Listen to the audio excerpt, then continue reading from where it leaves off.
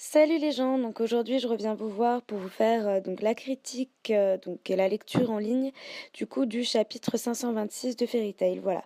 Donc je vais découvrir ce chapitre en même temps que vous et en faire ma critique en direct.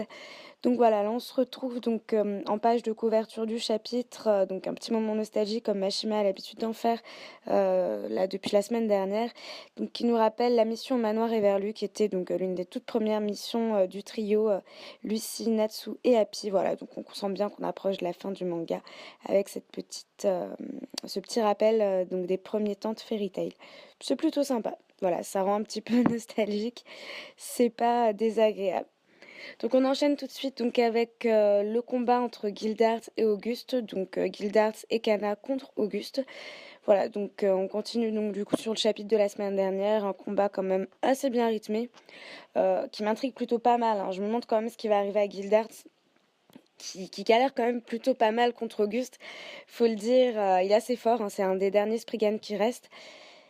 Voilà, donc Auguste lance son attaque, les deux se retrouvent expulsés, voilà, donc sans vraiment de surprise. Comme le dit Gildart lui-même, ni Fairy Glitter ni ma magie ne marche sur lui. Donc voilà, ça on s'y attendait quand même, hein, que pour un semi-boss de fin, ce serait pas aussi facile de réussir à le battre. Je pensais quand même que Mashima ferait encore l'erreur de nous one-shot Auguste. Bon, il ne l'a pas fait. Et là, je trouve ça quand même assez... Enfin, c'est tant mieux. Donc là, cette fois-ci, donc on a Auguste qui nous dit cette chose qu'est l'amour, être un parent et un enfant. Ah oui, donc il s'apprête à frapper Kana. Gildart tente de l'en empêcher et prend de plein fouet le coup de Auguste. Kana qui crie donc Gildart. Je sais pas pourquoi Auguste a cette obsession avec les parents, enfants, l'amour, enfant. Enfin, je trouve ça quand même un peu lourd. Bon, peut-être qu'il y a une explication rationnelle. J'espère qu'on l'aura assez vite. Ouais, donc c'est quand même un sacrifice de la part de Gildart. Ah oui, d'accord, donc ok, il meurt pas. Cette partie a déjà été dévorée par Acnologia, ça va, ça va. Ok, donc du coup on est tombé sur son bras artificiel. On avait un petit peu oublié ce détail, enfin moi je l'avais oublié. Arrête de dépasser tes limites, je ferai n'importe quoi pour mon enfant. C'est étrange, même si je ne pensais qu'à moi jusqu'ici. Ouais, bah, depuis qu'il a un enfant, il pense qu'à elle. Voilà, donc Kana qui était à terre il y a 2 secondes, en fait, elle va bien, hein. Moi, je pensais vraiment là que Gildart, ça allait y passer, mais en fait, non, ça va. Ça passe.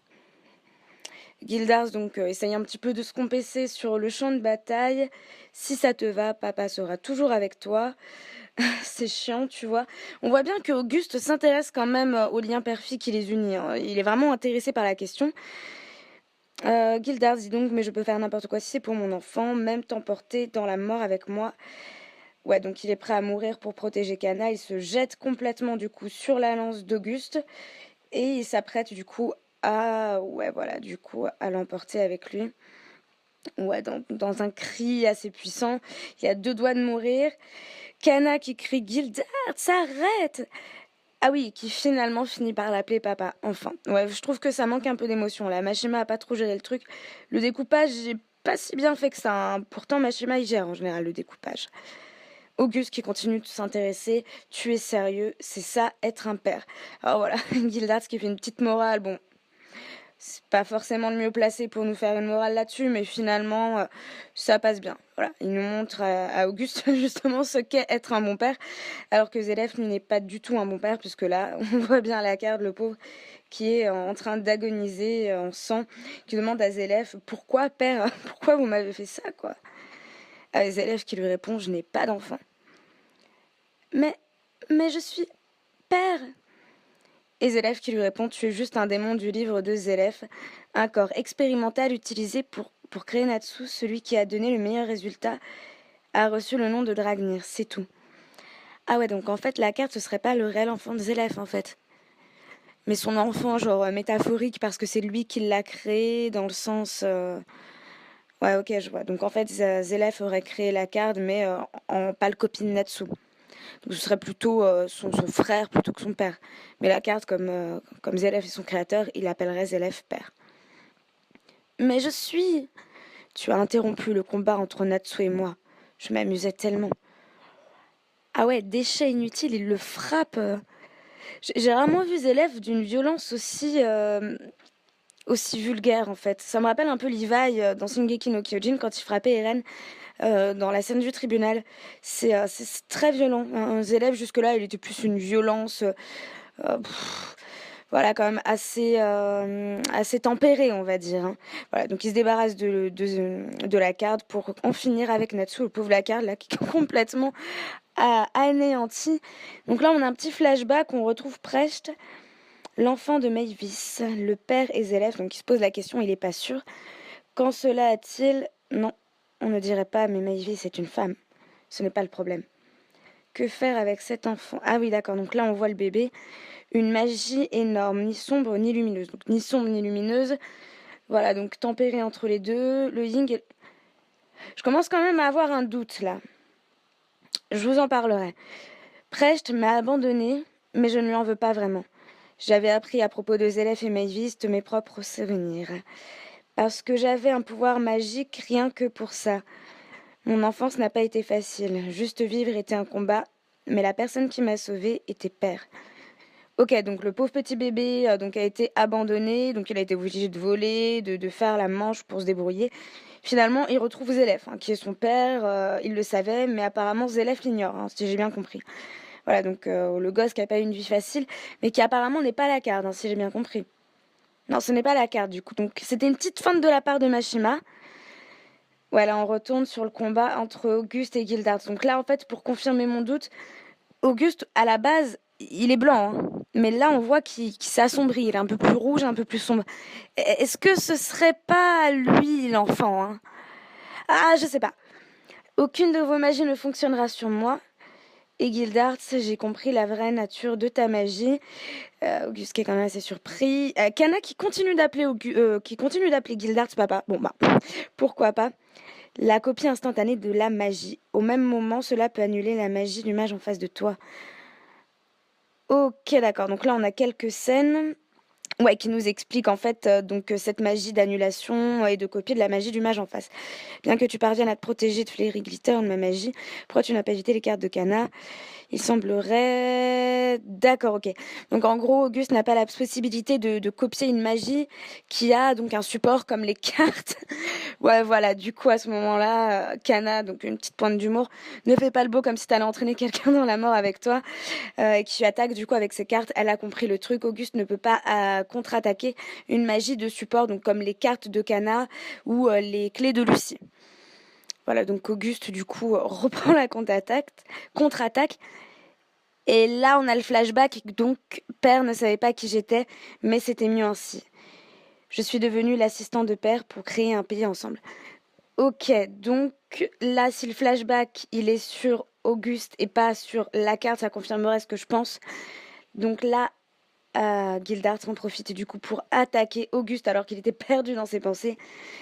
Père m'a donné un nom. J'ai autrefois passé un moment spécial avec une certaine fille. Il parle de Mavis là. Ouais, il parle de Mavis là. L'enfant, on voit pas son visage encore. Ah, peut-être. Ah, il ressemble à Mavis. C'était durant le mois d'août.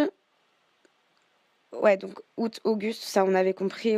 Ah, ouais, d'accord, ok, d'accord. Assoiffé d'amour, détestant l'amour, cherchant l'amour, anéanti par l'amour. Tu me rappelles cette fille d'une certaine façon. Pourquoi l'enfant de Sa Majesté n'était pas aimé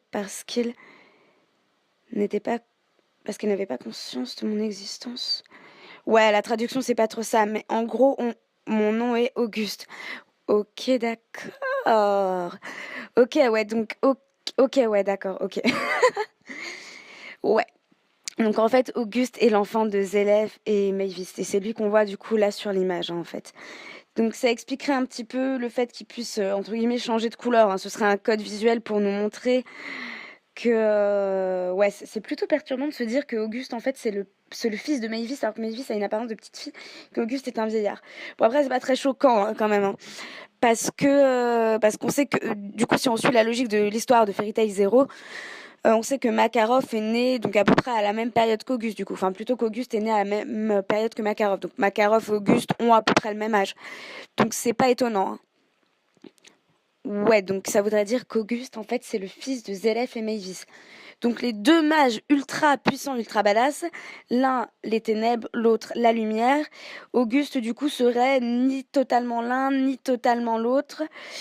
Ouais, donc ça expliquerait du coup pourquoi est-ce qu'il peut passer donc d'un côté assez lumineux, un peu vieux sage, un côté assez sombre, un peu agressif. Et aussi, ça expliquerait pourquoi est-ce qu'il était aussi obsédé par le lien père et fille qui unissait Cana à Gildarts. Et du coup, ça explique pourquoi est-ce qu'il s'est retrouvé à les combattre. Du coup, d'un point de vue scénaristique, ça nous permettait du coup de montrer les flashbacks. Franchement, là, je suis quand même assez contente de Mashima parce qu'il nous a fait une feinte qui est passée quand même. Ça a été bien fait. Par contre, ouais, voilà. Moi, je m'attendais vraiment à ce que ce soit Lakard, en fait, le fils de Zélef et Maëvis, parce qu'il était bon. Ça me faisait penser à Maëvis, et puis tout simplement par rapport à l'âge, ça collait un peu plus. C'est vrai qu'on n'avait pas on tiltait pas directement qu'Auguste aurait pu être le fils de Maëvis et Zélef, parce qu'il est beaucoup plus âgé qu'eux physiquement. Alors qu'en réalité, non, c'est juste que Maëvis et Zélef, eux, ils sont restés bloqués à un certain âge. C'est la seule et unique raison. Mais en fait, oui, c'est totalement logique. Et là, la petite feinte de nous faire croire que Lakard était le fils, lui-même le croyait. Nous, on le croyait, lui-même croyait qu'il était vraiment le fils de Zélef. Mais en fait, non, c'était juste une création, un autre Étherius de la part de Zélef, celui qui avait le mieux réussi ses tests, en gros, qui méritait de porter le nom de Dragnil. Mais en fait, il n'est pas un Dragnil. C'est juste une petite création à la con. Comme les autres Étherius qu'on a pu voir jusque-là. Mais ouais, c'est quand même intéressant parce que du coup, ça voudrait dire que Auguste aurait du coup dans ses gènes la magie de l'un et la magie de l'autre, des deux mages très très très puissants. À mon avis, Gildarts va devoir s'armer de courage, parce que selon moi, là, c'est pas encore fini. Il lui a peut-être mis un sacré coup, mais j'ai pas l'impression que ce soit fini. Si c'est fini, en tout cas, je suis déçue. Auguste, normalement, il devrait persévérer. Surtout que là, il a eu son petit flashback, il se rappelle qui il est. Il savait qui il était, mais on apprend qui il est, on voudrait en avoir plus. On voudrait avoir quelque chose de plus intense. Au final, le personnage de Lakard, pardon, c'est vrai qu'il a été introduit assez rapidement, sans trop d'introduction. Ça a été assez brut, puis ensuite on a eu du coup une disparition du personnage assez rapide aussi. Bon, il était quand même assez travaillé, je m'attendais vraiment à ce que ce soit un personnage plus important. Au final, non, il était là juste pour nous mettre une petite feinte, voilà, mais c'est dommage qu'il était aussi travaillé que ça, visuellement, tout ça, pour qu'au final, il n'y ait rien derrière. Mais bon, dans l'ensemble, je suis quand même assez satisfaite, vraiment satisfaite de ce chapitre, si on exclut le côté du découpage, en fait, l'aspect découpage. Donc pour Cana, Gildarts, le côté émotion qui était pas trop là. Mais bon, en tout cas, je suis quand même assez satisfaite dans l'ensemble. Là, Mashima, tu m'as pas déçue. Voilà, donc révélation plutôt sympa. Dites-moi ce que vous en pensez, en fait, du coup, c'est cette révélation, comme quoi Auguste serait l'enfant de Maëvis et Zélef. Voilà, donc moi, je vous dis à la semaine prochaine pour le nouveau chapitre. N'oubliez pas de cliquer sur la vidéo de One Piece que j'ai fait donc aujourd'hui, qui sortira en même temps. Je vous fais des gros bisous. Bye. Jotaro Kujo approuve ce contenu, alors fais comme lui et abonne-toi. Et tu peux bien évidemment aussi me suivre sur ma page Facebook. Alors ne prends pas le risque d'être confronté à un star platinium en colère et lâche un pouce bleu. Ça y est, c'est fait? Non? Ok, on rembobine.